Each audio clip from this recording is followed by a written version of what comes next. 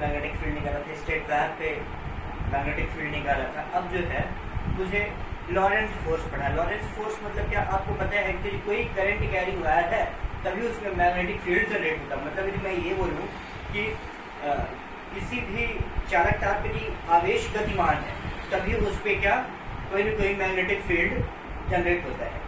Otherwise magnetic field यदि कोई charge स्थिर है, इस अवस्था में है, तब फिर वो इलेक्ट्रोस्टैटिक्स की प्रॉपर्टी हो जाती है। अब यदि मैग्नेटिज्म, इलेक्ट्रोमैग्नेटिज्म चाहिए उसको, मतलब इलेक्ट्रोमैग्नेटिज्म की प्रॉपर्टी तो सीधा सा मतलब है कि उस आवेश को किसी भी चालक तार पे, किसी भी चालक पे, कंडक्टर्स पे क्या होना चाहिए, मतलब कांस्टेंट वेग से गतिमान होना चाहिए। तो उसी में लॉरेंट्ज साहब ने, भौतिक वैज्ञानिक है लॉरेंट्ज साहब ने, उन्होंने बताया था कि किसी चुंबकीय क्षेत्र में कोई आवेश गतिमान है, मतलब कहने का मतलब किसी चुंबकीय मैग्नेटिक फील्ड पे कोई आवेश गति करता है। सपोज दैट मैं ये बोलूँ लॉरेंट्ज फोर्स, आप हेडिंग डाल दें लॉरेंज बल, चुंबकीय लॉरेंज बल आप बोल सकते हैं इसको।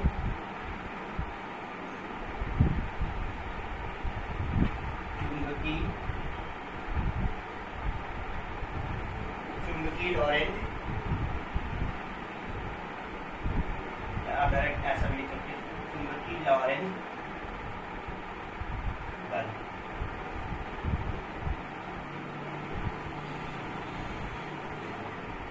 मतलब आप ऐसा बोलेंगे लॉरेंज फोर्स को कि चुंबकीय क्षेत्र में गतिमान आवेश पर कार्य करने वाला बल। मान लीजिए मैं बोलूं यदि इसका कोई पॉइंट तो हो जाए, ये आर हो जाए, यहाँ पे कोई चार्ज क्यू है वो भी वेग से गतिशील है, मतलब इस मैग्नेटिक फील्ड में गतिशील है। अगर इसको मैग्नेटिक फील्ड की हम बोल रहे हैं तो उसके पीछे का लॉजिक क्या है, उसके पीछे का लॉजिक है कि कोई मान लीजिए कंडक्टर है जिसमें जो अपना करंट है वो क्या होगा, मूव कर रहा है, चार्ज घूम रहे होंगे, मतलब इस पूरे वायर में चार्ज, मतलब वो जो वायर है वो कैसा होगा, करंट कैरिंग वायर होगा, ठीक है। अच्छा, हमने कह दिया माना कि भी वेग से घूम रहा है, तो इस पे जो एक बल कार्य करता है, ठीक है, जो इस पे बल कार्य करता है उसी को हम क्या बोलते हैं, लॉरेंज फोर्स। अर्थात आपको ये समझना है कि किसी मैग्नेटिक फील्ड पे, मैं बोल दूं कि ये पूरा मैग्नेटिक फील्ड है, ठीक है, तो मैग्नेटिक फील्ड पे जब कोई आवेश गति करता है तो उस पर एक बल कार्य करता है, इसको हम क्या बोलते हैं, लॉरेंज फोर्स, ठीक है।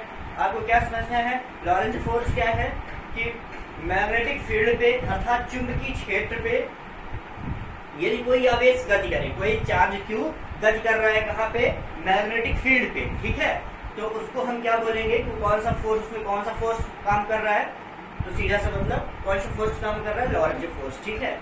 किसके लिए, यदि वो चार्ज जो है मूविंग चार्ज, मतलब कैसा चार्ज घूम रहा है, तो उसमें आप क्या बोल पाएंगे, क्या बोलेंगे कि वो लॉरेंज फोर्स है। अब लॉरेंज फोर्स जो है वो आप कैसे फाइंड करेंगे, किस पर निर्भर करता है, तो आप देखिए लॉरेंज बल जो है F, माना हमने मान लिया कि कोई चार्ज Q भी वेग से मैग्नेटिक फील्ड B में गतिशील, ठीक, हमने क्या माना कि कोई चार्ज Q भी वेग से मैग्नेटिक फील्ड B में थीटा कोण बनाते हुए गतिशील है।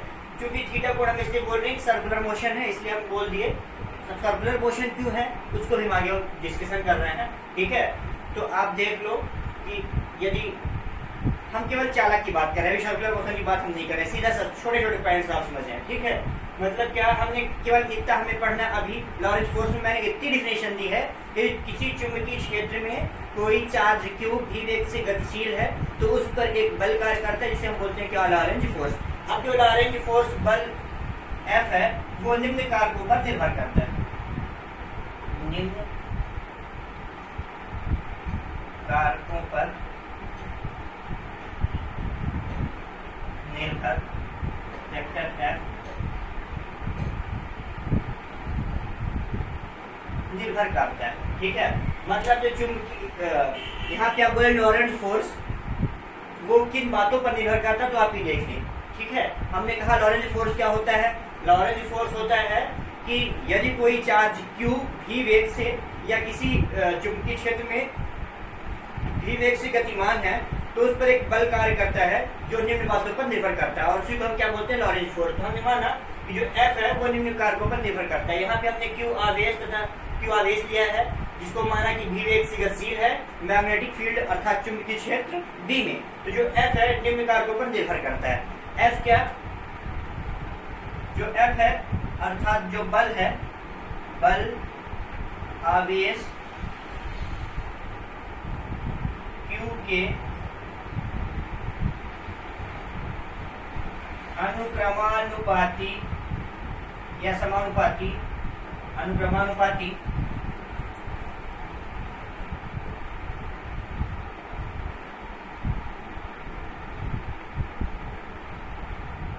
अनुक्रमानुपाती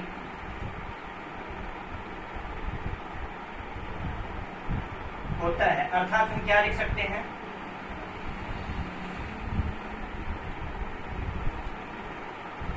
F प्रोपोर्शनल Q। यदि आप Q बढ़ाएंगे तो F भी बढ़ेगा, पर यदि मैं बोल दूं F बढ़ेगा तो क्या Q बढ़ेगा? ठीक है, Q तो कांस्टेंट है बेसिकली, ठीक है, पर यदि आप Q की वैल्यू इंक्रीज कर रहे हैं, मैं तो मैग्नेटिक फील्ड को भी इंक्रीज करना है, ठीक है, सॉरी मैग्नेटिक फील्ड नहीं, फोर्स। तो हमने क्या किया, जो फोर्स है वो जो लॉरेंज फोर्स यहाँ पे है वो Q पर निर्भर करता है, मतलब Q के अनुक्रमानुपाती होता है, पहला केस, ठीक है। अब और किन बातों पर निर्भर करता है, तो जो लॉरेंज फोर्स अर्थात F बल है, यहाँ पे जो हमने बल पढ़ना है, ठीक है। तो दूसरा केस क्या हो गया, आप पहले तो Q के समानुपाती हो गया, अब दूसरा हमें क्या कि जो मैग्नेटिक फील्ड की इंटेंसिटी है अर्थात मैग्नेटिक फील्ड भी है उसके भी अनुक्रमानुपाती होता है, मतलब बल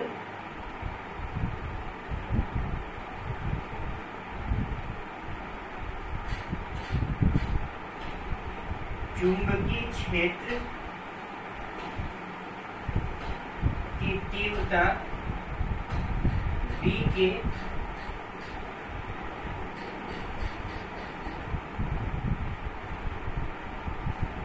अनुक्रमानुपाती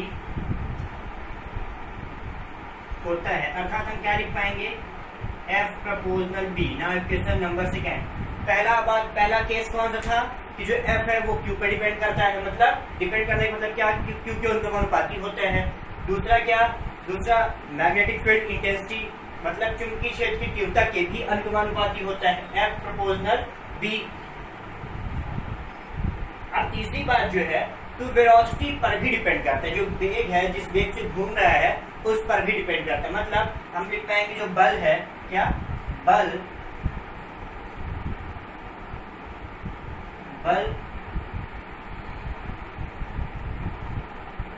वेग भी पर, किसके वेग भी पर, आवेश का जो वेग है उसके वेग भी पर, बल वेग भी पर भी के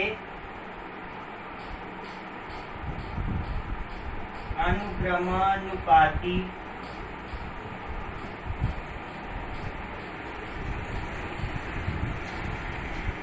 होता है। मतलब आप ये बोले कि जो बल है तो जो चार्ज Q जिस वेग से घूम रहा होता है उसके अनुक्रमानुपाती होता है, तो हम क्या लिख सकते हैं, F proportional B। Now equation number third.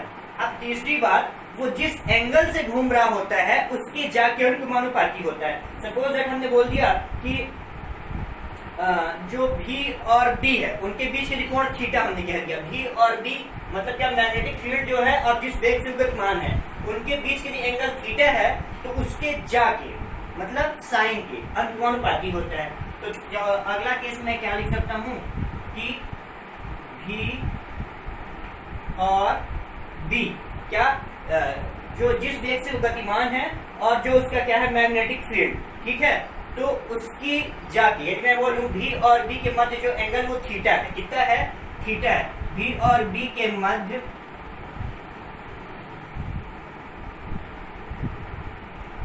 कोण थीटा के जाके अनुक्रमानुपाती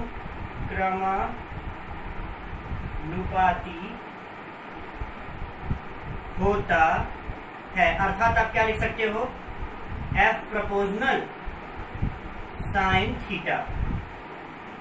क्या सही लिखा है ये, साइन थीटा।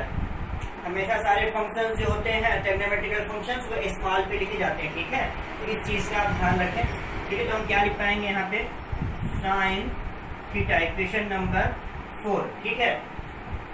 जो हमारा बल था F वो किन किन बातों पर निर्भर किया, पहला ये कि Q जिस चार्ज मतलब जो चार्ज जितने जो चार्ज है उस पर डिपेंड करता है, उसके समानुपाती। फिर अगली बात क्या, बी मैग्नेटिक फील्ड के, चुंबकीय क्षेत्र के, ठीक है, चुंबकीय क्षेत्र के भी क्या होता है, अनुपाती होता है। तीसरा क्या कि जिस वेग से घूम रहा है चार्ज उसके भी अनुपाती होता है। फिर भी और बी मतलब जिस वेग से घूम रहा है और जिस चुंबकीय क्षेत्र पे घूम रहा है तो उनके मध्य एक कोण बनेगा थीटा कोण, उसके जाके भी अनुपाती होता है। अब यदि मैं चारों समीकरण को मिलाऊं, अर्थात समीकरण 1, 2, 3 और 4 से, तो हमें क्या मिल जाएगा, F प्रोपोर्शनल Q भी बी साइन थीटा। अब ये प्रपोजल यहाँ पे सॉल्व होगा तो F इज इक्वल टू के क्यू बी साइन थीटा, ठीक है, हमने मान लिया इसको इक्वेशन नंबर 5, ठीक। अब चूंकि जो k की वैल्यू है वो मात्रकों पर निर्भर करती है और उसका मान इस पर एडजस्ट करते हैं कि जो k होता है वो क्या होता है, k इज इक्वल टू 1, तब F इज इक्वल टू क्या हो जाता है, q B sine theta, q B sine theta. यही क्या है, यही है Lorentz force, q B sine theta, यही क्या है, लॉरेंज फोर्स।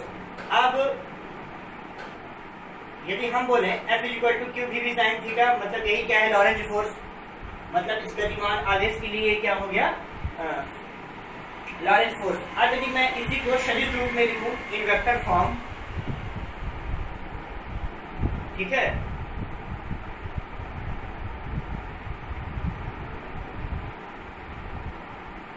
अच्छा छोटी सी बात, यदि मैं पूछूं आपसे कि जो लॉरेंज फोर्स है मतलब एक गतिमान आवेश है वो इन सब बातों पर क्यों निर्भर करता है, तो सीधा सब फंडा है। आप देखें कि यदि इस मैग्नेटिक फील्ड पे घूम रहा है भी वेग से तो कहीं ना कहीं फोर्स तो है, तभी वो मूव कर रहा है, ठीक है, तो वही फोर्स हम काउंट करते हैं जिसको हम लॉरेंज फोर्स बोलते हैं। लॉरेंज साहब ने इसको काउंट किया था, इसलिए उनके नाम पे लॉरेंज फोर्स कहते हैं।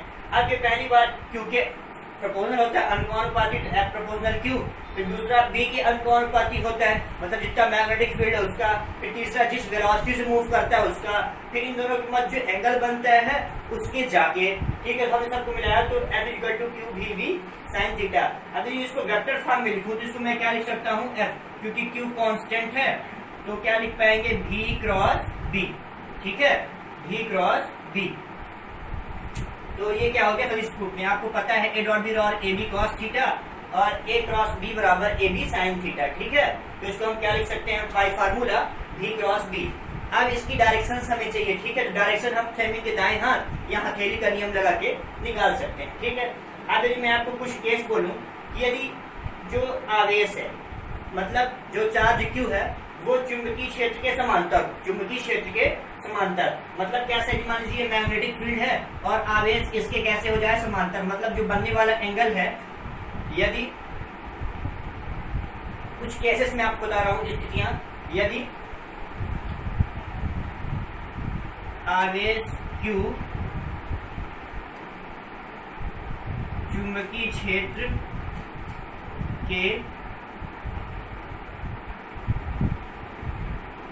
समांतर हो, चुंबकीय क्षेत्र के समांतर हो, अर्थात theta is equal to 0 degree या theta is equal to 180 degree, तो उस केस में जो बल होगा वो कितना होगा, मतलब F is equal to q B sine theta, तो उस केस में चूंकि जो 0 डिग्री है, साइन 0 डिग्री की वैल्यू कितनी होती है, 0, सिमिलरिटी 180 की, तो जो F होगा वो F q B sine theta, यहाँ पे थीटा की वैल्यू चाहे 0 चाहे 1 तो कितना हो जाएगा, F इज इक्वल टू 0, अर्थात यदि आवेश मतलब जो Q है वो चुंबकीय क्षेत्र के क्या हो जाए, पैरेलल हो जाए, समांतर हो जाए, तो जो बल होगा वो कितना हो जाएगा, वो बल 0 हो जाएगा।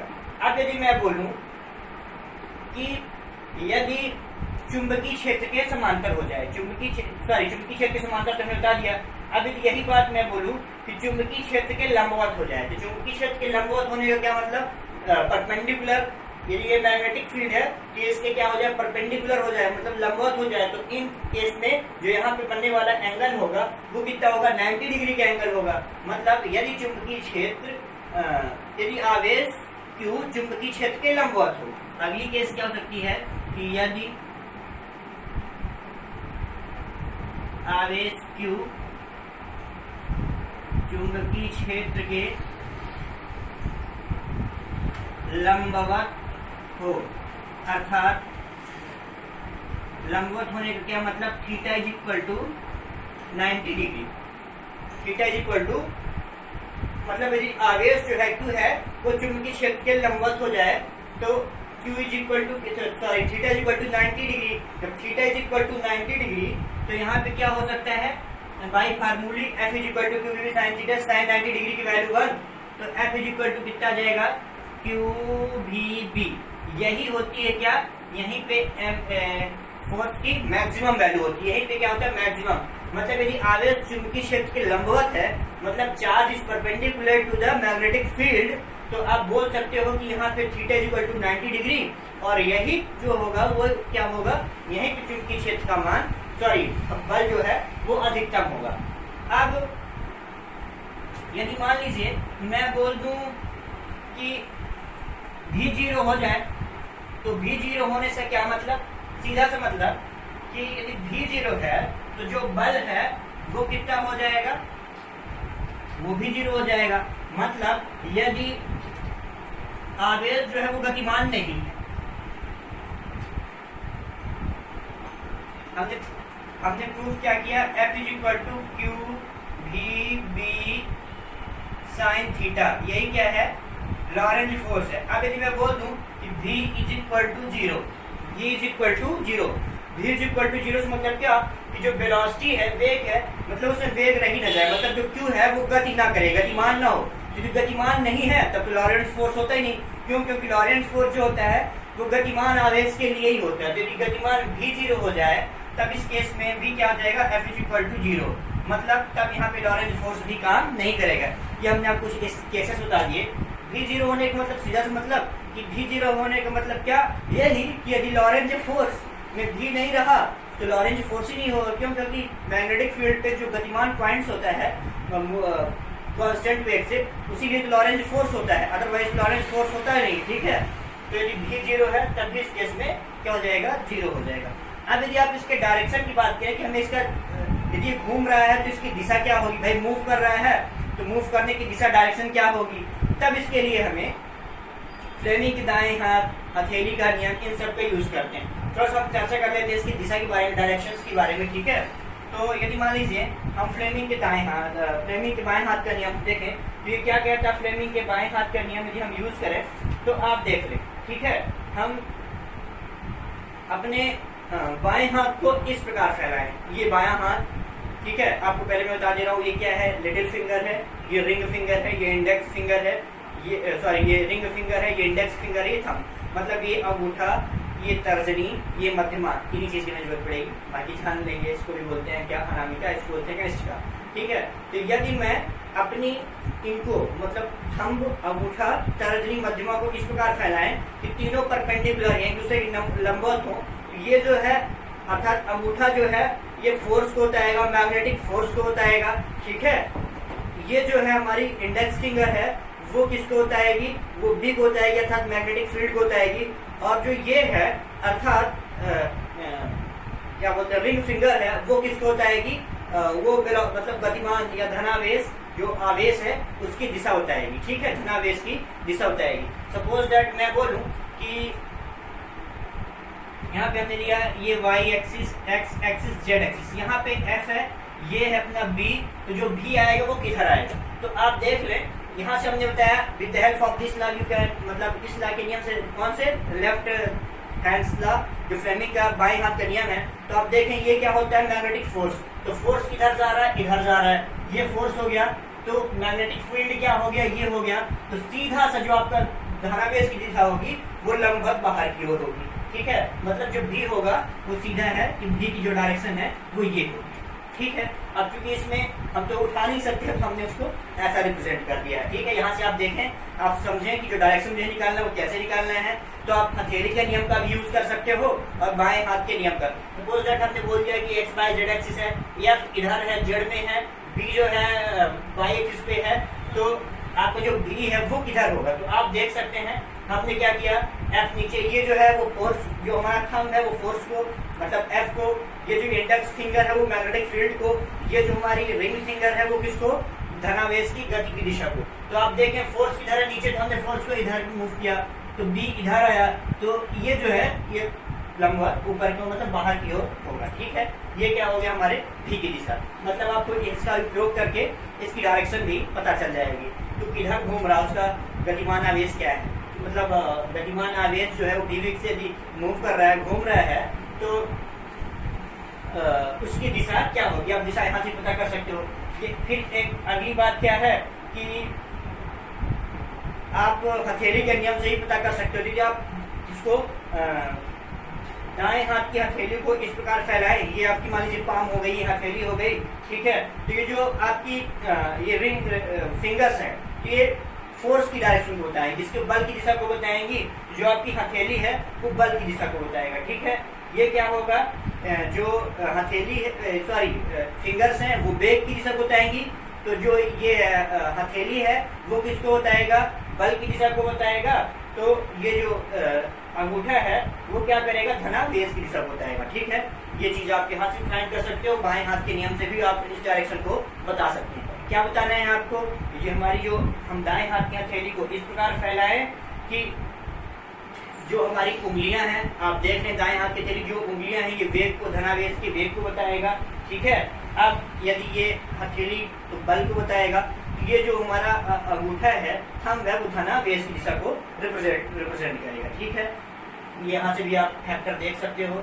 अच्छा, अब यदि मान लीजिए इसी से मुझे इसमें गतिमान आवेश में मैग्नेटिक फील्ड निकालना है, अर्थात बी निकालना है, तो आप इस इक्वेशन से F इज इक्वल टू क्या, q v B sine theta, तो आपको बी निकालना है, तो B is equal to F upon q भी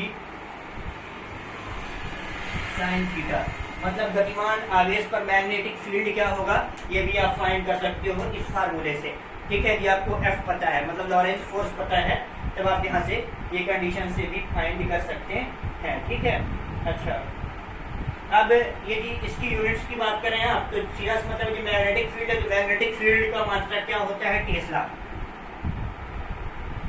या इसी को हम क्या लिखते हैं, वेबर पर मीटर स्क्वायर। जो अन्य मात्रक हैं वो क्या है, वेबर पर मीटर स्क्वायर भी हम लिख सकते हैं। क्या लिख सकते हैं, weber per metre square, weber per metre square भी लिख सकते हैं। और भी इसके मात्रक होते हैं क्या, न्यूटन प्रति एम्पियर भी हम लिख सकते हैं। ठीक है, weber per metre square, newton प्रति एम्पियर। ठीक है, अच्छा, अब हमने मैग्नेटिक फील्ड निकाल ली, यदि फोर्स निकालना होता तो फोर्स किस में आता है, न्यूटन में, अगर हम न्यूटन काउंट कर लेते। अब यदि मान लीजिए एक समान चुंबकीय क्षेत्र में गतिशील है, मतलब कि एक समान चुंबकीय क्षेत्र में गतिशील है, तब के लिए आवेश, तब भी के लिए फार्मूला क्या हो जाएगा, लॉरेंस फोर्स से क्यू बी साइन थीटा। ठीक, एक समान चुंबकीय क्षेत्र, एक समान चुंबकीय क्षेत्र मतलब क्या, कि ऐसा चुंबकीय क्षेत्र, ऐसा मैग्नेटिक फील्ड जिसके प्रत्येक बिंदु पर चुंबकीय क्षेत्र की तीव्रता है वो क्या होती, समान। हमने पिछले जो चर्चा करी है, तो उसको हम क्या बोलते हैं, एक समान चुंबकीय क्षेत्र। ठीक है, F is equal to q B sine theta. अब मान लीजिए कि यहीं पे हमें पता है कि जो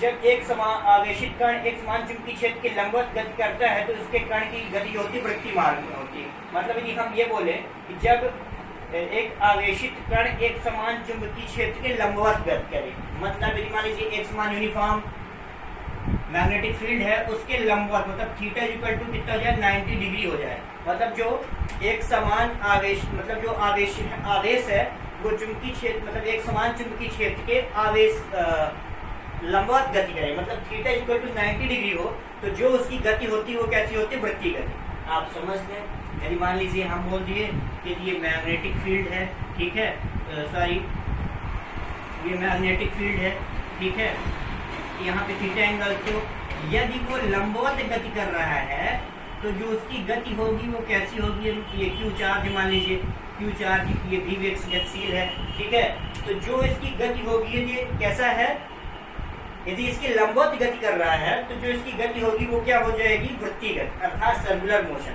ठीक है, तब के लिए आप देख लें,